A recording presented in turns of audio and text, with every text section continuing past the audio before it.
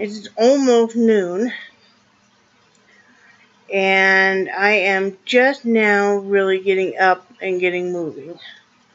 I think I figured out why I've been so tired lately, and I think it's allergies. I have a tendency to always not recognize the signs in myself and be too hard on myself. And uh, it's every morning I wake up, with a massive sinus headache and stuff, and it's like, duh, it might be because of the allergy, yeah. So, yeah, I think it's the allergies. And don't you love how my hair dried? I took a shower late last night about midnight. I can't stand if I feel sticky or funky or just. So, yeah, I took 2 showers yesterday, but this is what happens when you. Yeah, yeah, oh well. Just gonna be cleaning out the more of the formerly known candle room today. I was watching the cotton flying, and that's something I'm really allergic to. But got up this morning with my husband at 6 a.m. and then I went back to sleep about 7:30, and then I didn't get up again until up and down, but I got up again about 10:30 and had to go put myself together, get dressed, get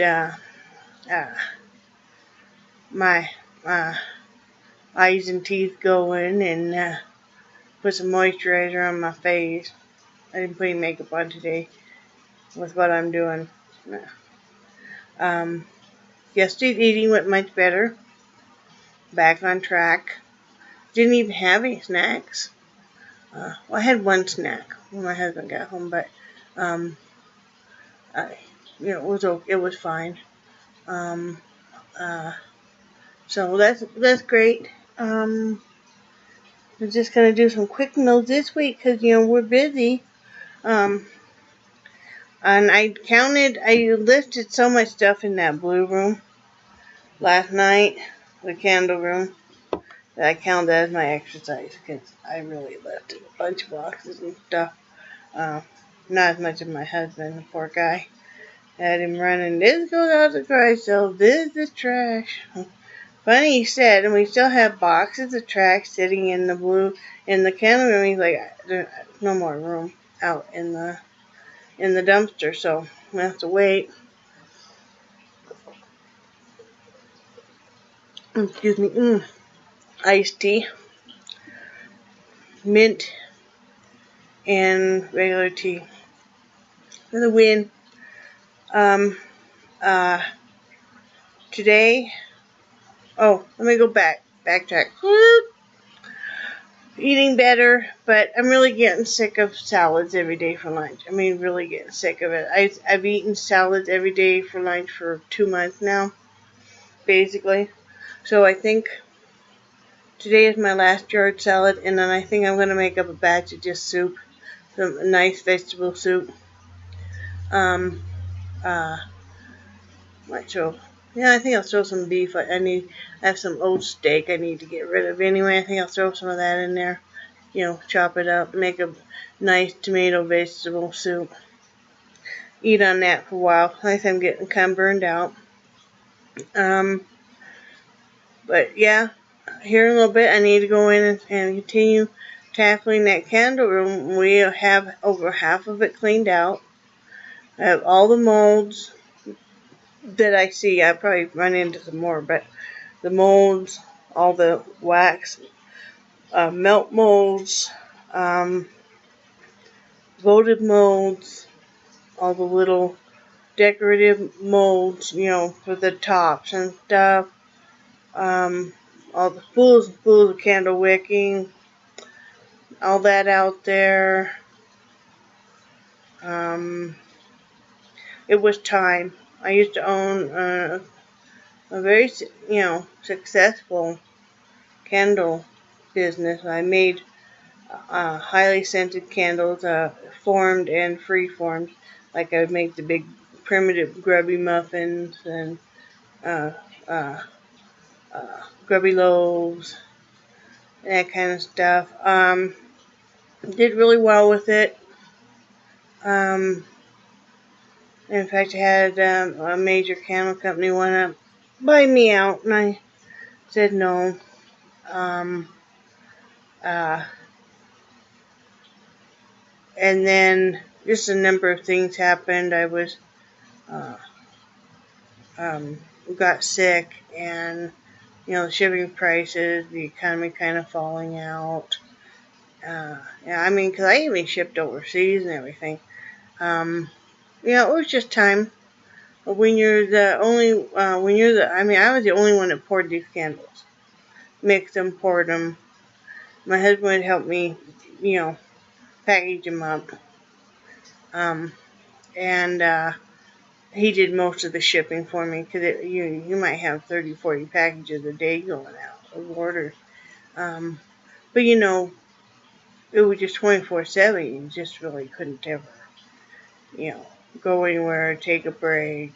I mean, you know, life circumstances changed, and but yeah, it was, but it was time. It's been sitting there. I didn't know what to do with all the equipment for the longest time. Um, and was having a hard time letting go of it because, I kind of, thought, well, I'm not successful now. Even though I've always stayed home, I've always done something to make money, bring money in the house. I mean, I was a seamstress for quite a while. I made lap quilts, placemat, a lot of placemat, pillows. Uh, for a while, I ran two businesses. I ran that and candle business. Before that, I sold, sayings on paintings and stuff. And before that, I sold ceramic. You know, I mean, I've always done something to bring in a little bit of extra money. I for a long time I cleaned apartments and painted them and stuff for a landlord. I mean, and so once I shut that down, I really wasn't. Then I went to college for a long time, and I worked a little bit, But that was I've always brought in some kind of, help somewhat, and that's how I felt like I wasn't successful. And it's like, well, I don't have to still bring in money. It's not like we have to have it, and it's okay to just, still work on saving money and not have that. I mean, I still want to. I mean, I'm still wanting to, like, I talk about wanting to make scarves and sell them and things. Just because, I like to have a little bit of my own money. That's always kind of nice to have if you can, you know, help out some way, or, say, hey, dinner's on me tonight, or, whatever. But it was time. It wasn't painful. It wasn't as painful as letting go of some of the kids and stuff they don't want, or the grandkids and stuff. But we still have half of that to do today and tonight. I have a friend of mine who said he knows a gal who wants to start a candle business, so he's kind of wanting to see pictures and know how much I want for all of it. So that would be nice if I could just sell it all together. That would be great, And I said, hey, I'll even give her tips and help her, not a problem. What we're going to do with that room, well, it's a third bedroom upstairs here, so we're going to just make that a guest room. We're going to move, we have an extra queen size bed downstairs. We're going to move up here. Actually, we're going to take my bed, move it in the guest room, because I want the bed downstairs, because I like to frame and stuff on it better, and I think the mattress is a pillow top. Mine isn't. So we're going to switch those all out. This not right now, but this summer. And set up a guest room. because I'm going to move all my art supplies in my closet. I have the master bedroom up here. Move all my art supplies up here. And,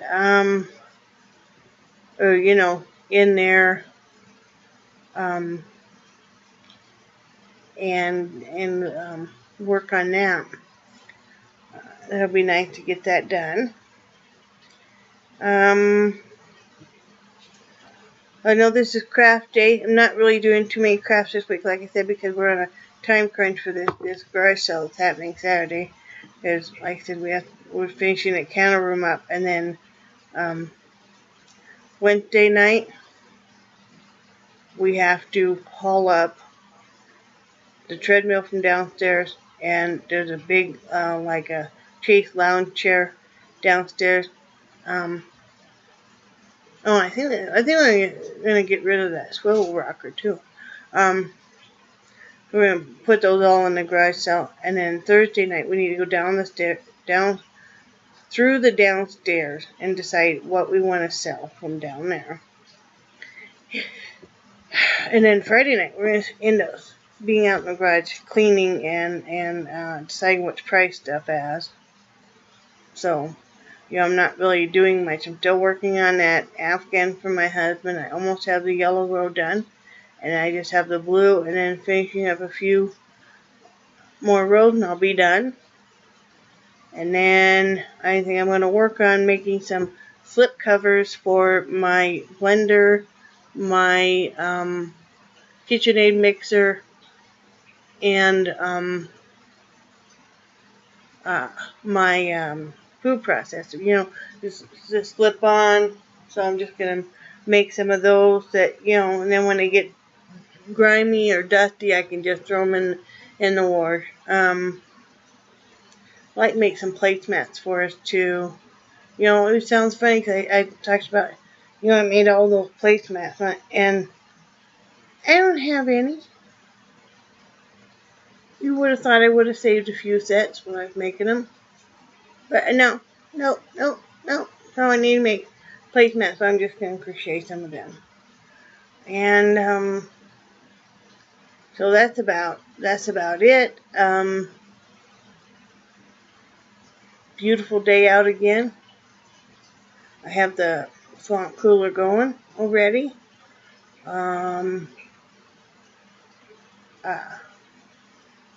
Speaking of which, it really disturbed me last night. I'm sitting at the kitchen table with my husband. I am chopping up stuff for our evening meal. And I look outside, and 3 of my dogs are outside, and they're just raising Cain. And so I'm looking to see what they're barking at. It's at the fence line, and we don't have a privacy fence. It is, this guy is walking down the alley, it's his right, with his dog. And he's got this dog on a real taut leash, where the dog can just barely step down anyway. And this poor dog hesitates for just a moment because, there's 3 dogs just raising heck, and 2 of them are big. One of them's my Mastiff. He took that rope or the chain that he had that dog on and smacked that dog so hard across the face it was just like whipping that poor dog. I was horrified. I was telling my husband about it, and we were watching. He didn't do it again. But I posted it on our local Facebook group, so this individual will be aware that he is being watched. Because if I see it again, I'm going to call the sheriff, or I'm going to call animal control. Because that dog did nothing to deserve that. I'm not going to put up with seeing a poor animal hit like that. We have 5 dogs, and we don't smack any of them. And that poor dog did nothing to deserve it. And I think I know who it is, because like I said, we don't live in that big of a town. And I think I know why he goes down the alley. I think he goes down the alley because he figures that most people have a privacy fence up, so that he can train this dog and hit it and do anything he wants to it. Well, buddy, not all of us have a privacy fence up, and if I see anybody hitting their dog If you're hitting an animal or you're hitting a child, I'm going to come and lay into you. You know, if I'd had more time and stuff, you would have gotten it last night. I just won't stand for that. All of my animals are except for my little dachshund that was given to me by a good friend and her daughter. All of my animals are rescued. I call my rescued treasures, you know, that have been abused. And I'm just not going to put up with it.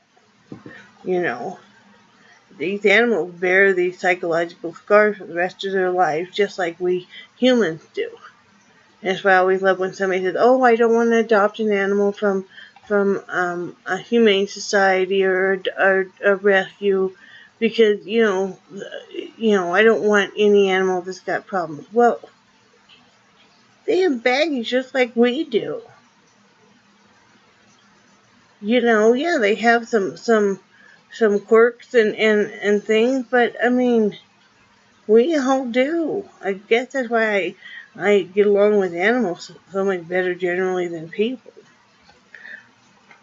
Anyway, that's my rant about that. That really upset me. I'm still thinking about that. I think tonight, about that same time, I'm going to get my chair and I'm going to go sit along that fence line and watch for that old buddy to be walking along. And if he does that to his dog again, he and I are going to have it out. You know, and I won't hesitate on that. You know, and I've gone and taken people's animals before from them. How do you think I end up with somebody? I took one time from my sister-in-law.